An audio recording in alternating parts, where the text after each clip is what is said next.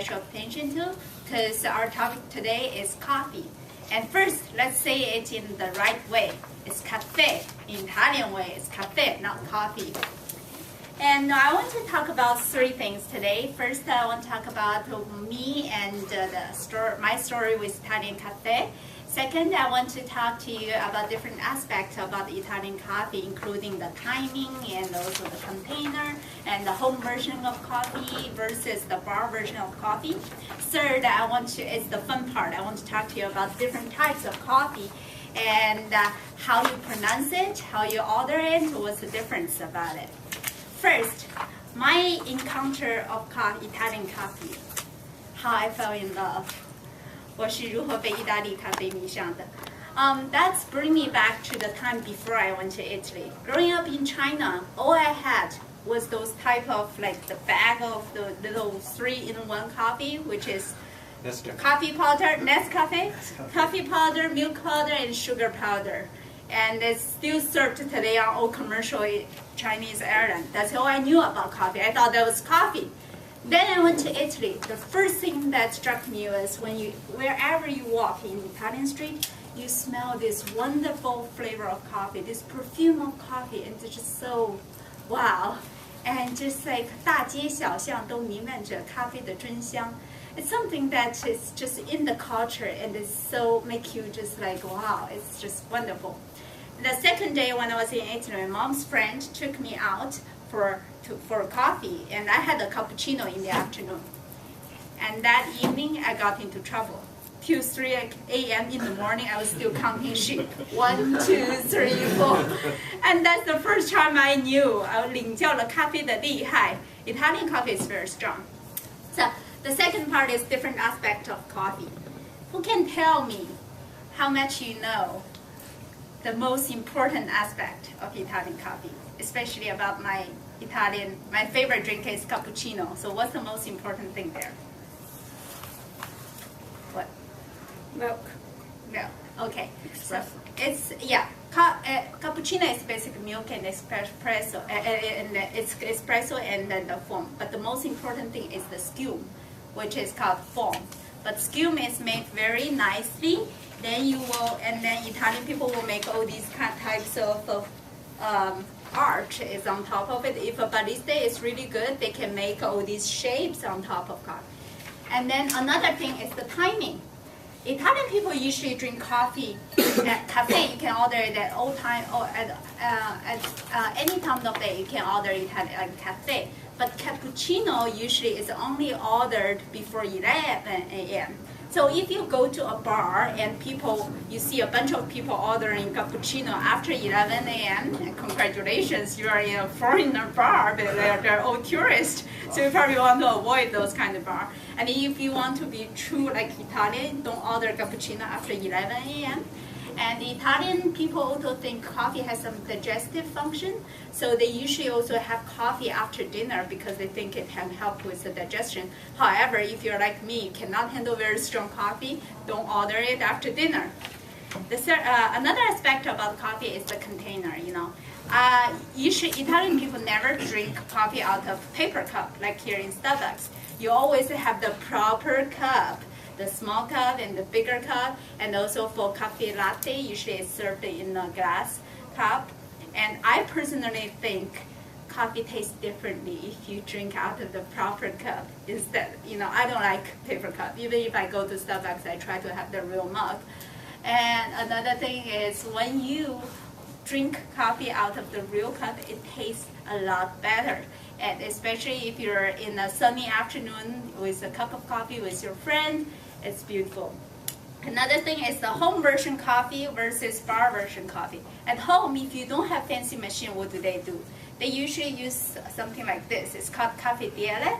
And what you do is you put coffee in here. You put coffee in the bottom, and then you put coffee here. You put water in the bottom, and then you put coffee here. And on top of it, you roll it, and coffee will come up there from here. Okay, let's go to the next portion, which is the most fun part, different types of coffee. And I separated into 3 parts, and we have cafe, and we have coffee with milk, and then specialty coffee.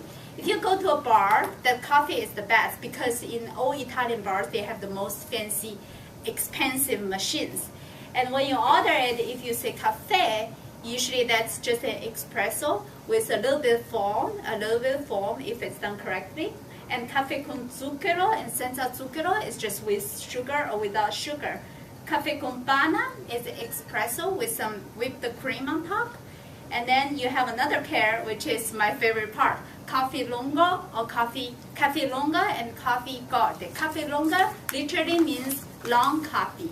Basically, it's coffee, but they put a little bit, it's done a little bit longer, so with some more coffee inside. And coffee corto, it's just a shorter, it's just more concentrated coffee. But coffee lunga, because it's with more water, Italian people also joke about it. They call it American coffee, which is cafe americano. And another expression of it is agua sporco, which means dirty water. So go figure, they basically think American people drink like a long cup of coffee is dirty water.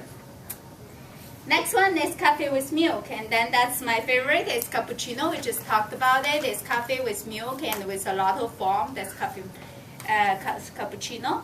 And the cafe latte is basically it's basically latte here. But in Italy, you have to be very careful. Don't ever try to just order latte, because if you just say latte, you just run the risk of getting a glass of milk, or even worse, a steamed milk. The next one is cafe macchiato and the latte macchiato. Cafe macchiato basically is like a cappuccino, but it's more coffee with less milk. It's tinted cafe. And the cafe latte macchiato is the reverse. It's basically more milk and it's tinted milk, so it's more milk, less coffee. The next one is specialty coffee. There are some, but my favorite to talk about is the cafe affogato. Affogato basically is this one. It's just vanilla ice cream and with espresso on top. So that being said, I want to say that the Italian people take coffee very, very seriously. So don't ever mess with them with their coffee. But if you really want to do a prank to your friend, like what I did to my friend Roberto, you replace the sugar jar with the salt jar.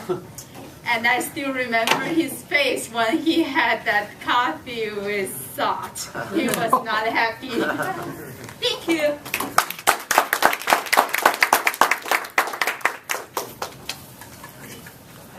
Thank you, Jody, for a very good speech. It was very humorous. Okay, next we have. Oh, 1 minute. So we'll have 1 minute. Start timing.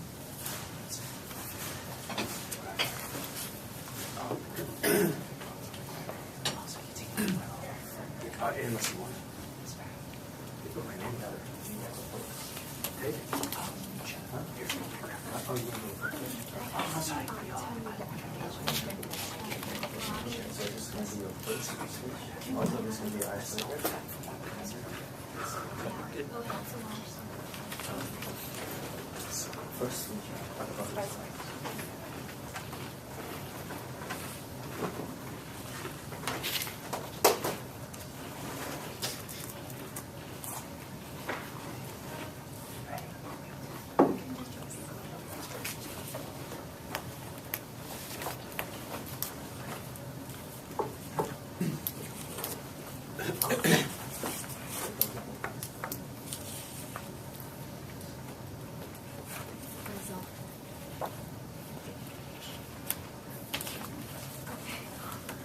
Okay, so next up we have Anita, and her topic will be my first tattoo. so before Anita comes out, I'm gonna be her evaluator. So tonight is gonna be her first speech, which is icebreaker. So there are a few things that we should be looking for, especially for the icebreaker. Well, to start off, we wanted to see if Anita has a skill to speak in front of people. So we're gonna know about that after the speech. And then after that, we're going to discover the speaking skills that you already have or the skills that need some attention. So with that being said, the time is from 4 to 6 minutes. So let's welcome Anita.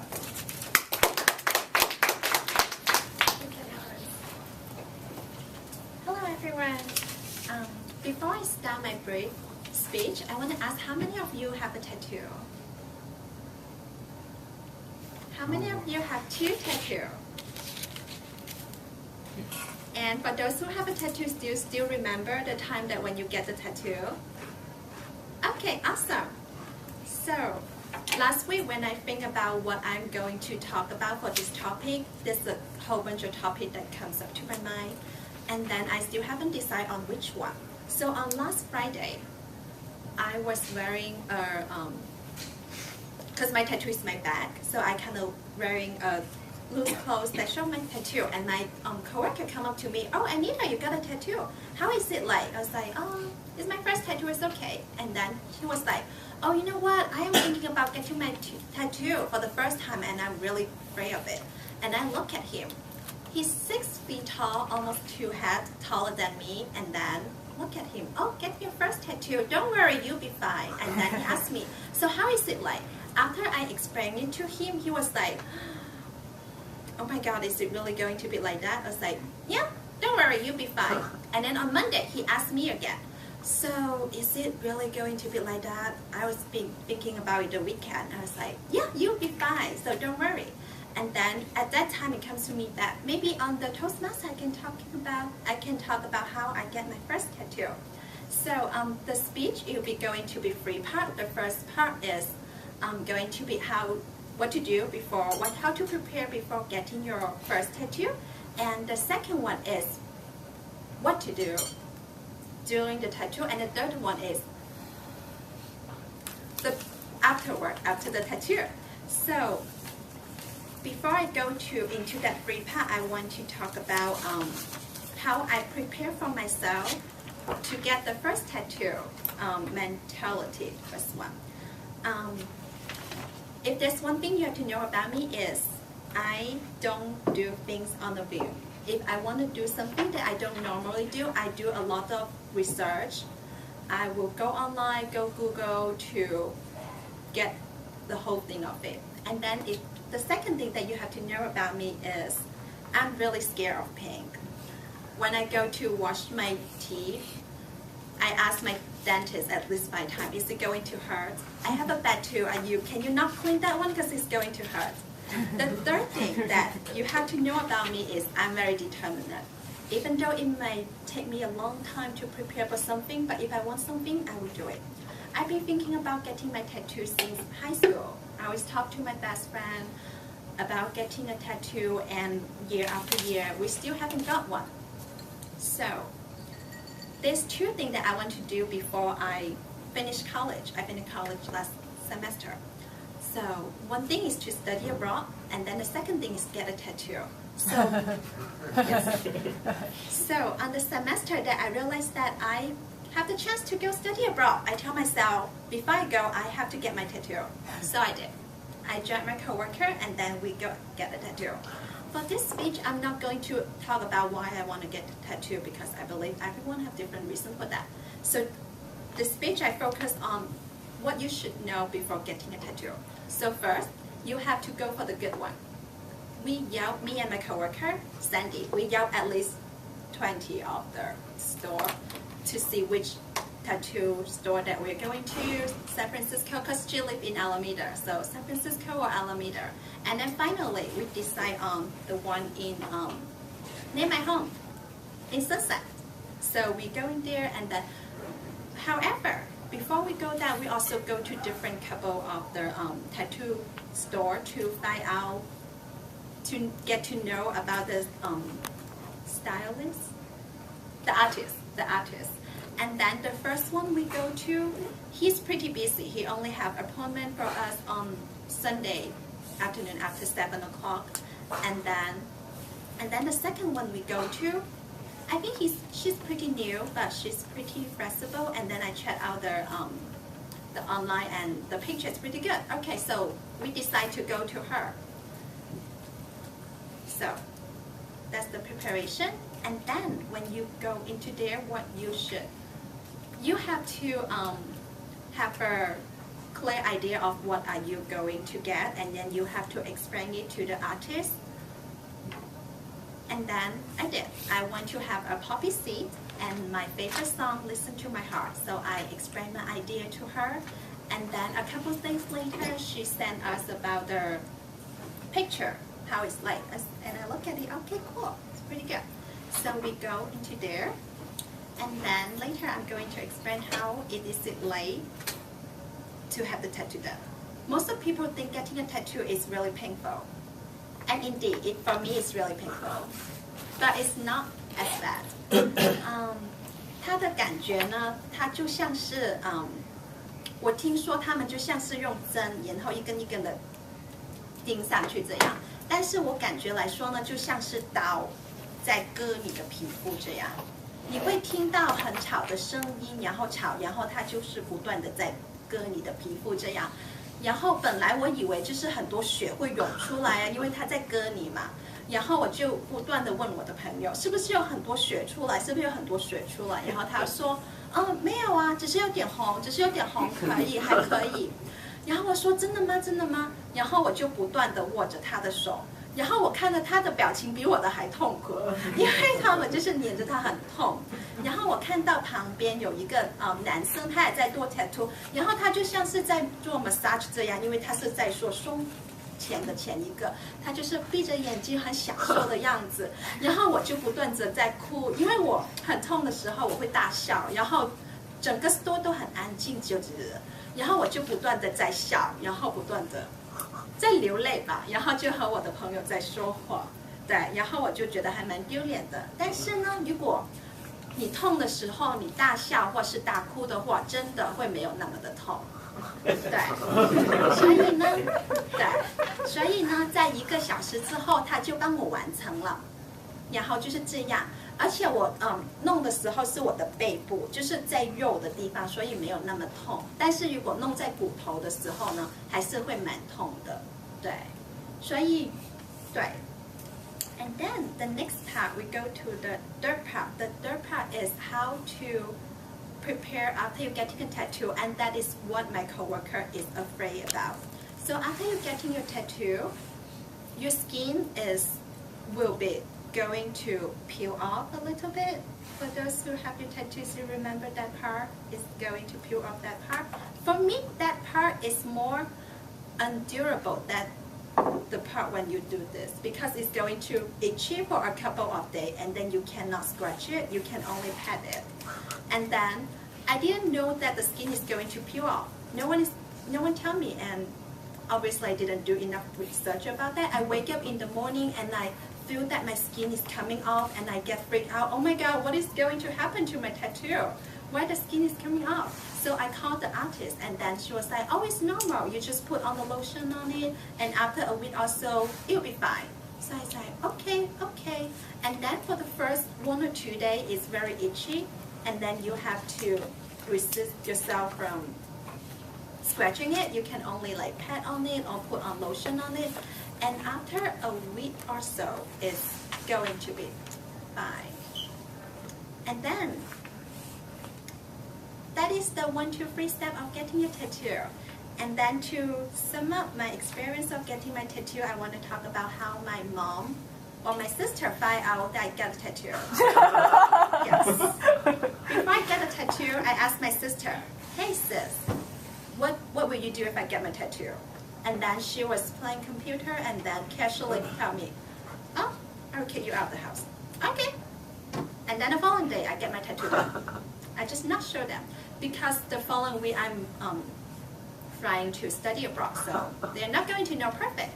And then by the end of May, my mom come to visit me. She didn't know I get a tattoo too. And then it was really hot. I was in Paris. It was really hot in Paris. In the room, I just wear my tank top and then I just casually do my stuff. And my mom looked at me and was like, do you get a tattoo? I was like, no. He was like, is that a tattoo or just something, like a sticker? And I was like, a sticker. And she was like, okay, sure. She believed me, perfect. So I come back to the USA, and then one day I was wearing tank top in my house, and my sister was like, oh, you got a tattoo? I was like, yeah, I got it half a year ago. How is it? Is it pretty? I was like, yeah, pretty good. It was pretty good. So that's it. Yeah, thank you.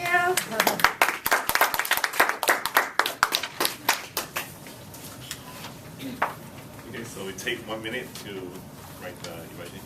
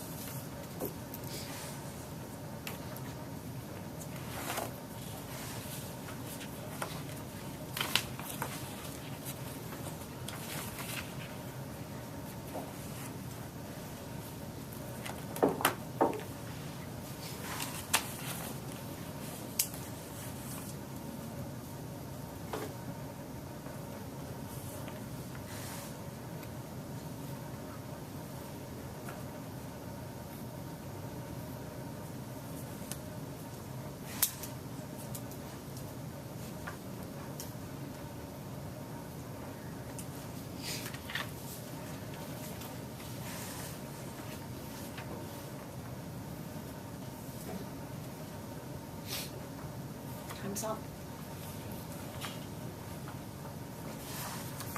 So our next speaker will be Barry, and Barry is giving speech number 7. And his evaluator will be Sherry.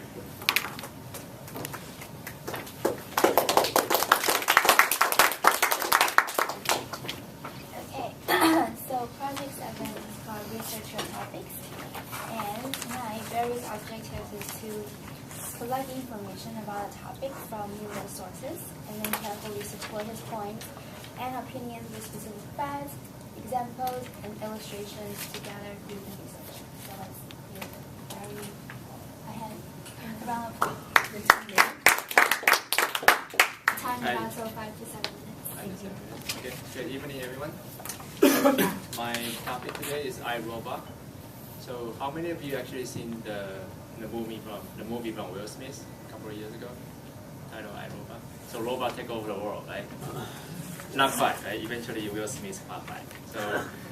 So my topic is around this robot versus human, and then I'm gonna dive into 3 specific topics, and then sort of have some of them related to my work, some of them some research result I did.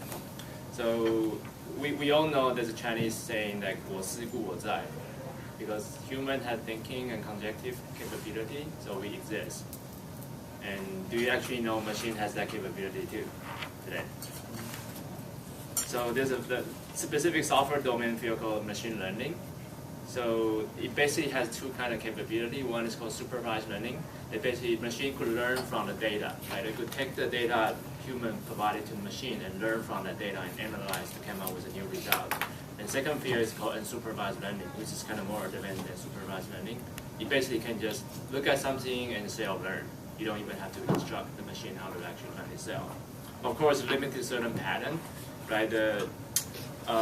One main breakthrough point for machine learning field is actually back to 1999, which the IBM Deep Blue, sort of one of the first very famous artificial intelligence machine, actually beat the world chess champion, and then that's the sort of people sort of think that a big milestone for the machine learning field, because actually you have a machine learning how to be a chess champion, which is actually a pretty big deal. And the second thing, it's about humans' capability to actually see stuff, right? You can actually see through your eyes. You can recognize objects. You can recognize who is your friend. You can recognize who is your relative. And no surprise there. So machine can actually do that these days. So you guys probably heard of the machine driving car from Google, right? Autonomous driving car. And one of the big technology behind that is basically computer vision. So the car actually has no driver, but it has the machine basically recognize the object. So when the car is driving on the road, it has to, on the fly, learn about what's in front of the car. So recognize the object, and then it also has to detect whether this is a person or it's a different car or the pattern of the road, right? So they have to drive actually better than human according to their record. And that's kind of sort of not a big breakthrough in the field. So the way that machine computer vision work is, again, it breaks into several parts. They first collect the data and then scan that data into the machine, and machine analyze the data and then decided they have to detect the motion and see how the different objects move across each other. And then they also have to do the image restoration. Basically, you scan from a 3D field into imagine your eye. The way it works is you basically project a 3D field into a 2D domain. Right? So machine actually have to process the same thing there.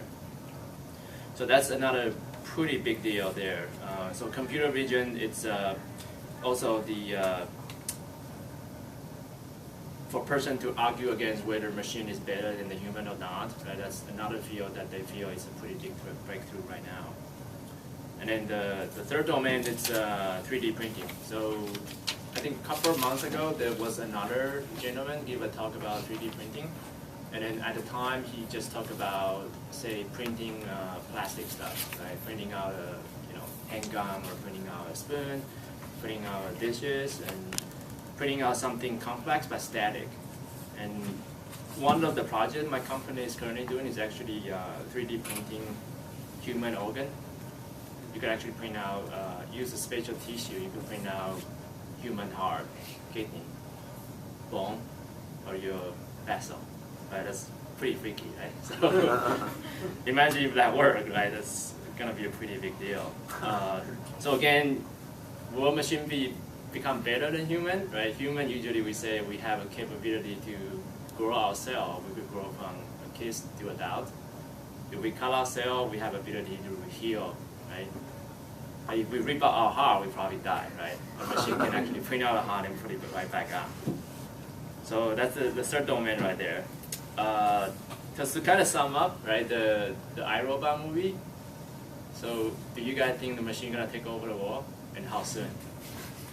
So there's kind of big debate on in the field right now. Like some people feel it's not yes and no question. It's just when that's gonna happen.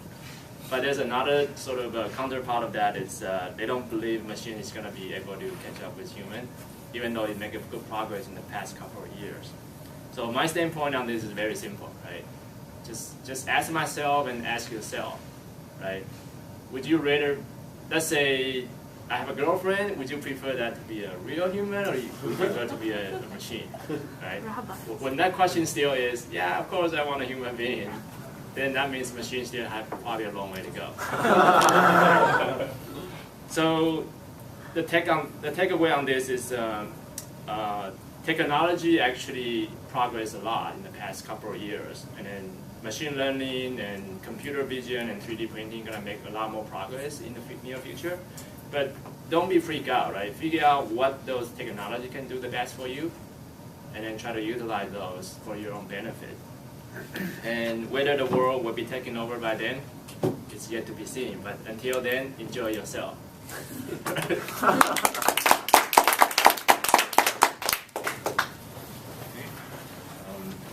1 minute.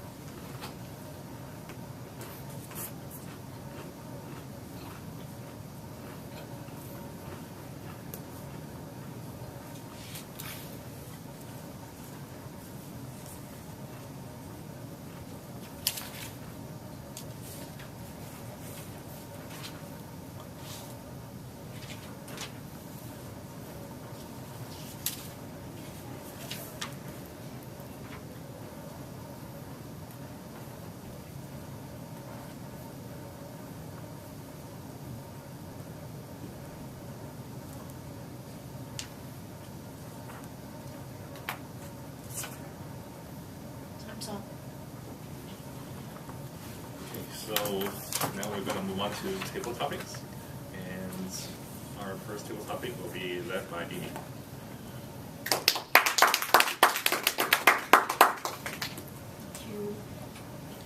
So today's word of the day is vegan. Here is my question. What's your favorite vegan restaurant and why? It's easy to answer, right?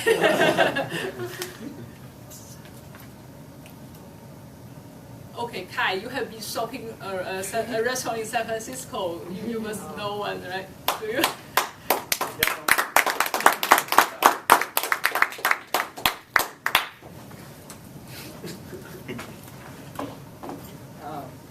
So I don't know of any vegan restaurants in San Francisco, but I really would like to try some out. I'm totally open to eating vegan food. It's just it's gotta taste really good because I really love to eat meat. I'm sorry that sounds bad for vegetarians, but I really need to have my protein in there. But I guess vegan food can have that, so I would definitely be open to it. It's got to be high quality food, really like organic stuff, and I'd definitely be game for it, but I've yet to try it out. Thanks.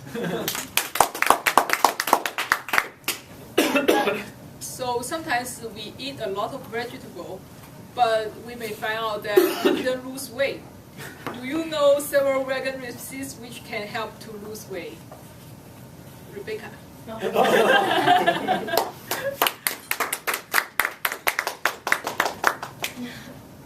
you. Thank you for picking me up to answer this question here. I would definitely take it as a compliment. So, the first misleading of not losing weight as being a vegetarian is because you don't drink enough water, you don't get your metabolism rate really high. Means like when you're eating stuff, they don't digest out really quick. So I think pretty much every single one heard that message wrong. Once you want to be on diet and lose weight, the first thing is you get your metabolism rate, get back to work, you know. What you eat and just let it go. So drink a cup of water a day at least, and go walk when there's a chance. Don't try to be lazy. Definitely it's a good step to start with. Thank you.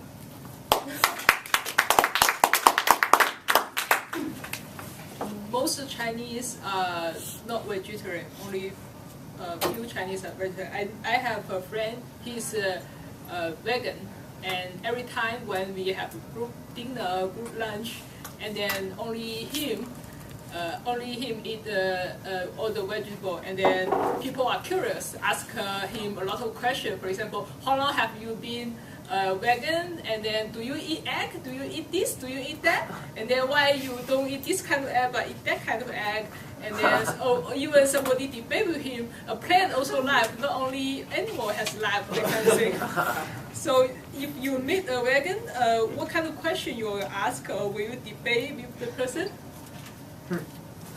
JJ is here. Oh, why you didn't? Maybe that. What's your name? That lady. Oh, that's okay. Because what's your name? The lady? Me? Yeah. Oh, I'm a guest. Hi everyone, I'm Lily. Yeah.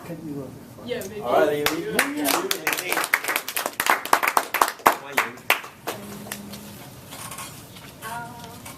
I just want to say vegan doesn't mean healthy. I mean, you know, it's just like vegan can be, you know, just not eating the animal parts, but it doesn't mean they eating healthily, because they can eat more like proteins from the like the way how to prepare the food is really important. So if you don't eat vegans, you still can be healthy, like, you know, not processing food or fried food or fast food, etc. So the question is, how can I? Yeah, what kind? If you met a vegan, 如果你碰到一个素食主义者，你会问他什么问题？会不会给他？ Oh, the first question that will be the first question I will be asking her or him is, are you a mimic? Because sometimes, yeah, sometimes, you know, people tend to eat vegetable only. They just tend to have like red blood cell deficiency from like iron deficiency or etc. So I suggest them to eat more like healthily, but not only vegan. Yeah, thank you.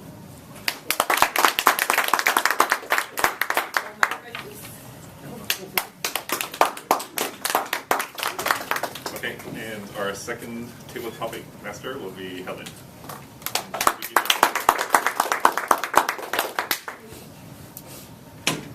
Hello, Toastmasters and welcome guests. 大家晚上好。今天呢，我们会来讨论素食主义者。我第一个问题呢，就是作为一个素食的主义者，你们想象一下，哪一个地方是最适合他们居住的，而且是为什么？有没有人想答这个问题？最适合吃素是居住。best place to live. 哦，自助。Do you want to come, Andy?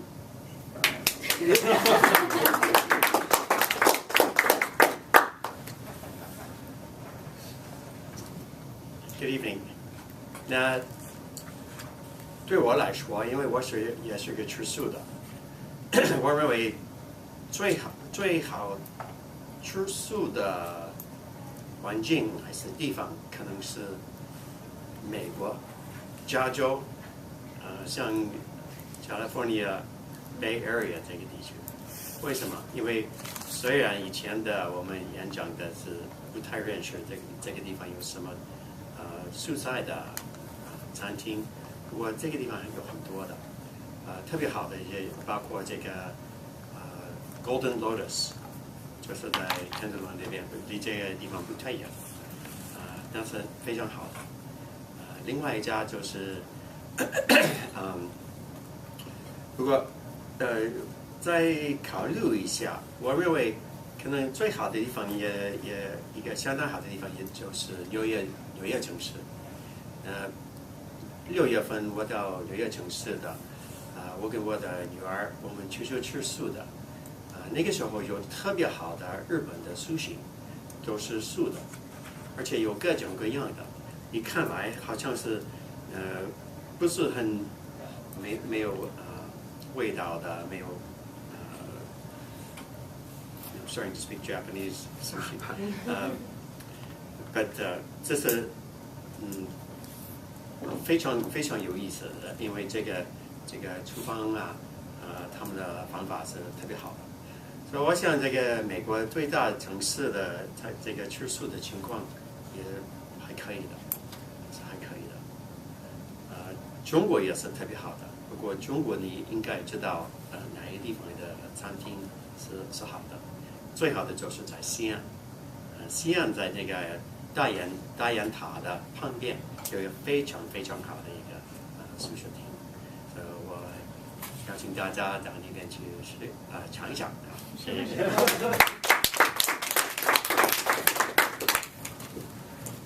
我想补充一下，我问了我一个朋友同样的问题，然后他跟我说武当山跟少林寺。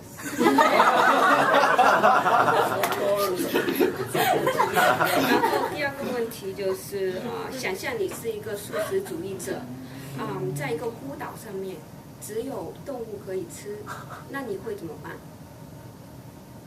有谁想把这个题看一看？是。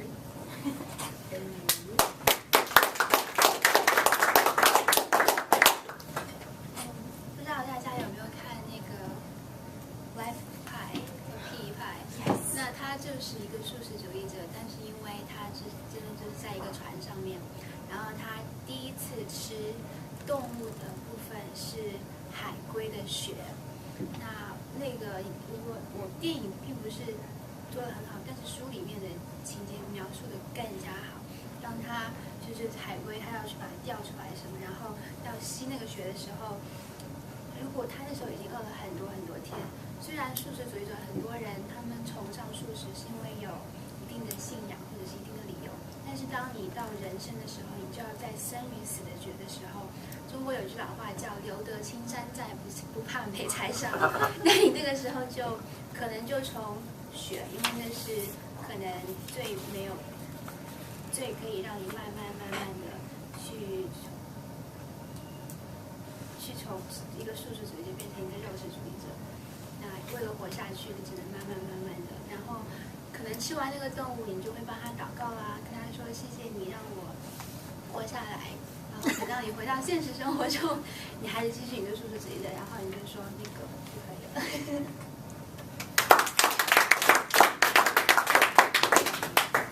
最后一个问题就是有没有人是想或者是想尝试，更换自己的饮食习惯，变成就是说慢慢的成为一个素食主义者？如果有的话，可不可以跟我们大家说一说你的经历？有没有什么趣事有发生过？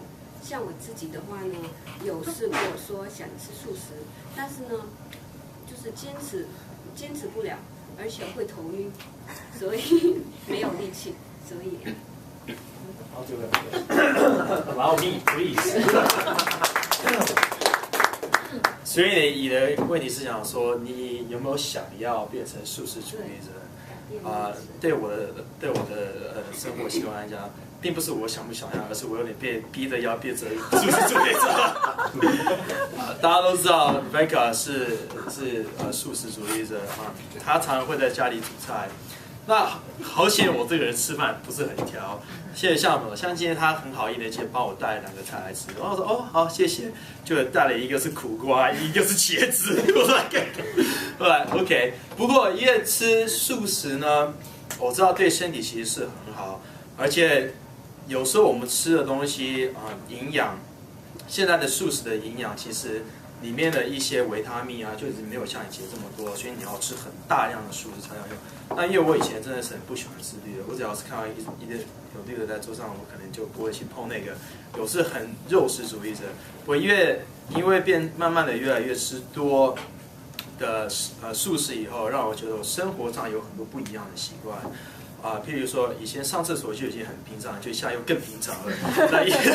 然后再加上以前很多不会去想尝试的那些的蔬菜，现在都已经有慢慢的接触到。有时候还买一些很奇怪的瓜，然后不晓得那个瓜是什么东西，然后一切下来，然后放在菜里面，或者说也不晓得是什么，不过吃起来就是还蛮不错的。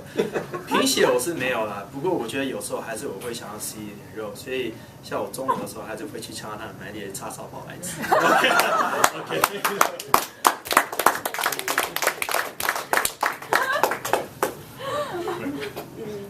谢谢大家。Okay, so now we are going to have the evaluation. So first person was Andy. No. We have a general evaluator. General. Thank you. 大家好，我是你们今天晚上的 General Evaluator. This is probably my favorite part of this meeting, where we get to get feedback from each other and support from each other on how we did and how we could get better at speaking. First of all, let me introduce Andy, who will evaluate Jody's speech. Thanks, Andy. Tonight, Jody gave a talk that's very dear to my heart. She talked about coffee, and I happen to be a coffee addict. So there was a lot in her talk that really interested me. Jody presented the talk very well. She obviously conveys a great deal of enthusiasm through her topic. She knows it very well because she lived in Italy, and Italy is the motherland of great coffee. She conveyed that very well, first of all, with her, primarily, the point of her speech was to use visual aids. And this is a very nice visual aid because, first of all, it's very interesting when you see the different types of coffee with the different faces that are in the, is it called schema again? Schema. Foam. We're going to say foam.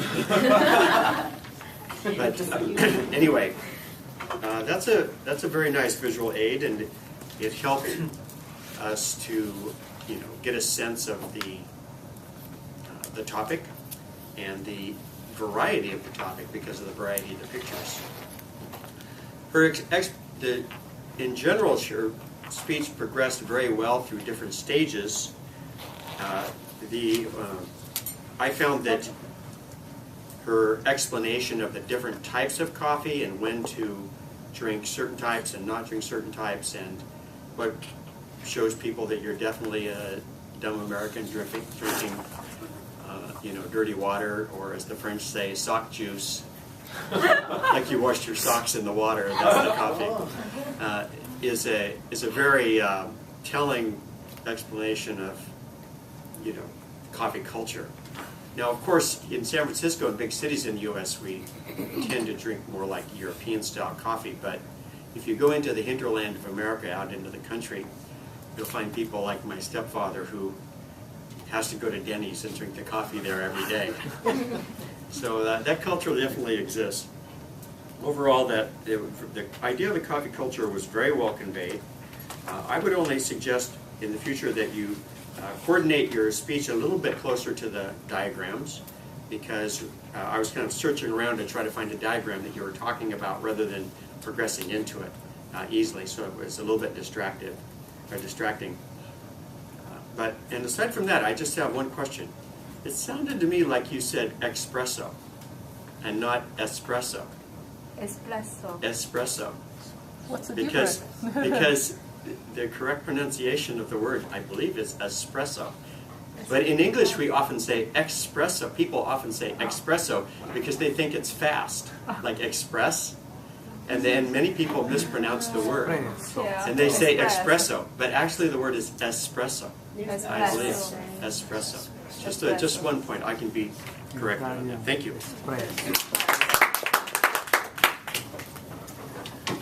And for Anita, we have Dr. Alan Wu.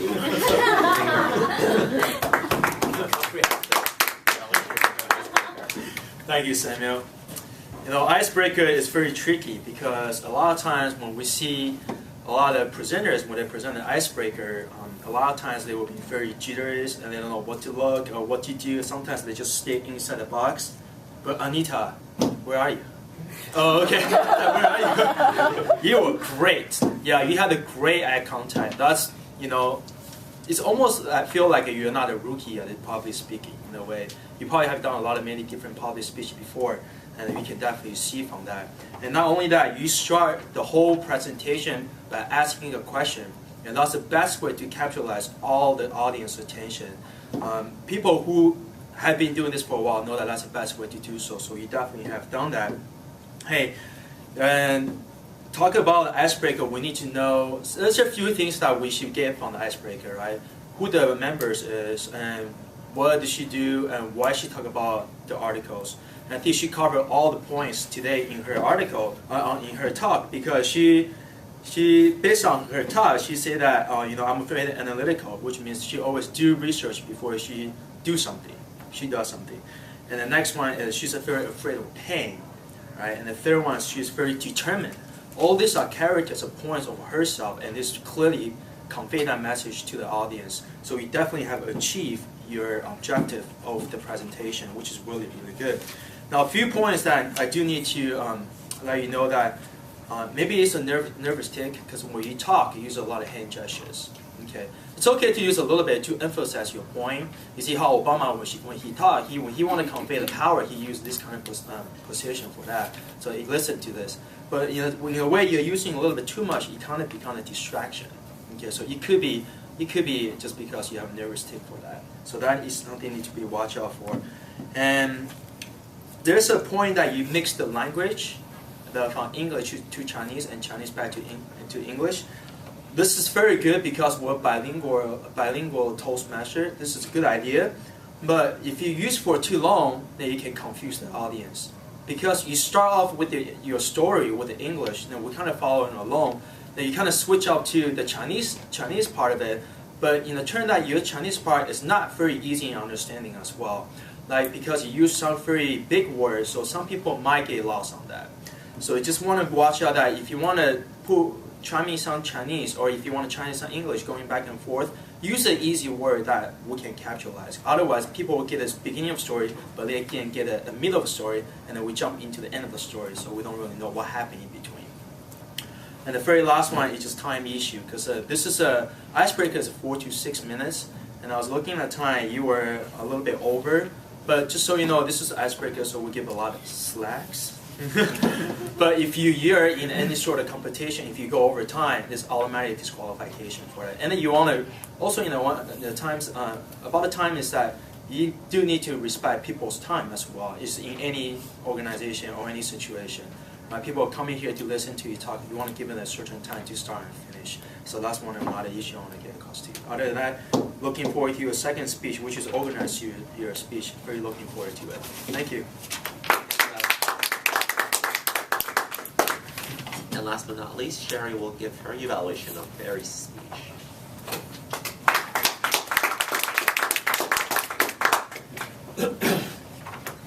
So, as mentioned before, Barry's objective today is to research a topic that is relevant to us. I think for us living in Bay Area, to think about whether the robot is taking over the world or if we actually someday will prefer a robot girlfriend is very relevant. So, and it definitely show that he has well researched his ideas. He provided numerous examples to the 3 points where the robot has already achieved that the 3 abilities, human abilities that normally we thought that the robots cannot achieve, with the Google cars and IBM, the chess champion winning, and then also his own company 3D printing.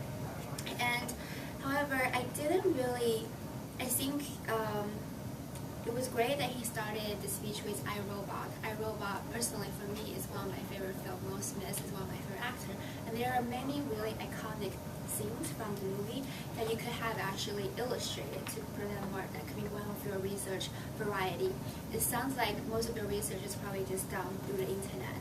And then once you bring an iconic movie like the iRobot, you can actually use the scenes from the movie as one part of the illustrations. For example, you could be like, remember the scene where when the robot saved Will Smith instead of a little girl, that's because the robot was thinking, kind of thing, to illustrate the point that the robots actually have the ability to think independently.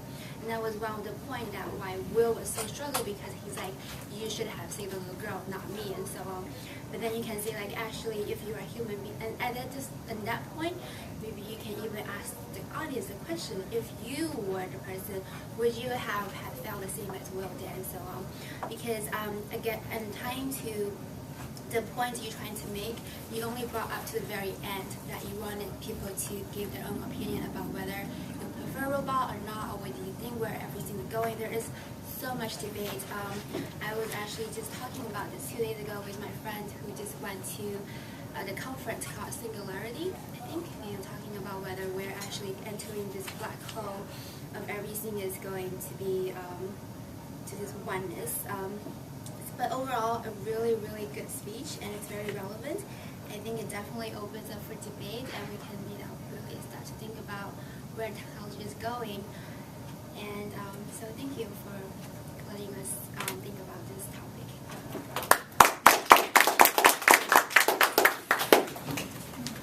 Let's start with the timer, Rebecca. On the timer's report. Can I combine my whole master report? Yes, please.